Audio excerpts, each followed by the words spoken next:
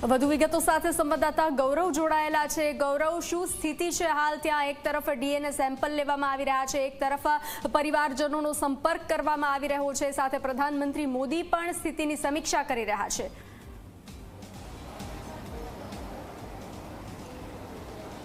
जी हूँ तमने सीधा दृश्य बतावा मांगीश अमदावादनी बीजे मेडिकल हॉस्पिटल खाते आवेला कसोटी भवनना के ज्यां वहीवटी तंत्र द्वारा जे लोकोना मौत थया छे તેમની ઓળખ થઈ શકે એવી નથી। એટલે જે પેસેન્જર હતા તેમના સગા હતા તેના સગાના બ્લડ સેમ્પલ લેવાની કામગીરી આ બીજે મેડિકલ કોલેજના કસોટી ભવન ખાતે ચાલી રહી છે। તમને જણાવી દઉં કે 242 લોકો પ્લેનમાં સવાર હતા, જેમાંથી માત્ર એક વ્યક્તિ જીવતા બચ્યા હતા અને બાકી આગના કારણે જે લોકો દાઝીને મોતને ઘાટ ઉતર્યા હતા તેમની ઓળખ થઈ શકે એવી સ્થિતિ નથી। માટે જો ઓળખ કરવી હોય તો એક જ વિકલ્પ બચે, તે છે ડીએનએ સેમ્પલનો। એટલે જે દર્દીઓ હતા, જે મૃતકો હતા, તેમના સગાના ડીએનએ સેમ્પલ લેવાની કામગીરી આ કસોટી ભવન ખાતે ચાલી રહી છે। જ્યાં સુધી પ્રાથમિક માહિતી મળી રહી છે ત્યાં સુધી લગભગ 10:30 વાગ્યાના સુમારા સુધીમાં 214 જેટલા સગા સંબંધીઓના ડીએનએ સેમ્પલ લેવામાં આવ્યા છે।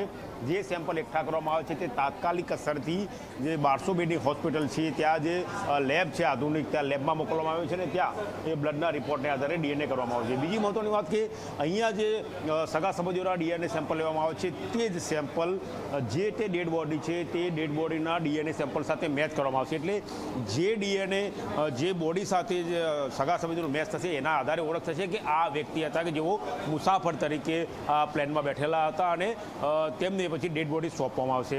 એક સ્વજન જોડાયા છે, શા માટે અહીંયા સુધી આવવાનું થયું તમારું? મારો ભાણિયો છે, ફ્લાઇટમાં તો કાલે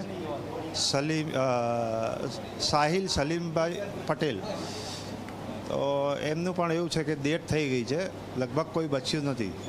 અમે કાલે ડીએનએ ટેસ્ટ તો રાત્રે સિસ્ટરને અપાઈ દીધા છે, એની તપાસ માટે આવ્યા છે કે ભાઈ આગળની કાર્યવાહી શું છે। કેટલા લોકો હતા પ્લેનમાં તમારા? એક જ અમારો ભાણિયો જ હતો, સ્ટુડન્ટ વિઝા પર 2 વર્ષ માટે જતો હતો।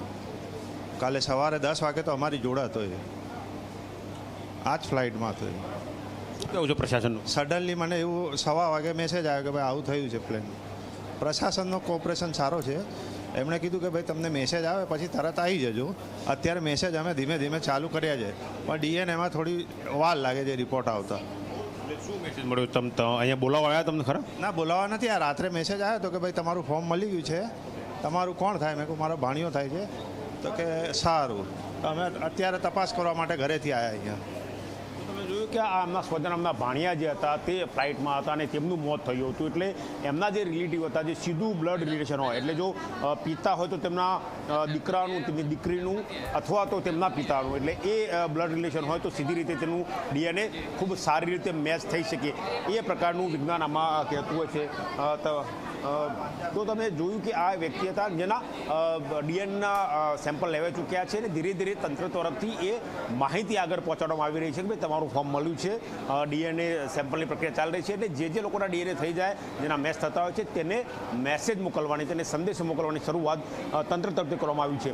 242 પૈકી 214 લોકોના ડીએનએ સેમ્પલ લેવાઈ ચૂક્યા છે। જે લોકો વિદેશમાં છે, જે લોકો અહીંયા પહોંચી શકે નથી, તેની સાથે પણ વહીવટી તંત્ર, બીજી મેડિકલનું તંત્ર અને સરકારી તંત્ર સંપર્ક કરી રહ્યું છે। એટલે જે એટલા જલ્દી આવીને પોતાના સગા સંબંધીના ડીએનએ સેમ્પલ આપે તો તેમની ઓળખ વિધિ થઈ શકે। જી ગૌરવ, જાણકારી સાથે જોડાવા બદલ આભાર।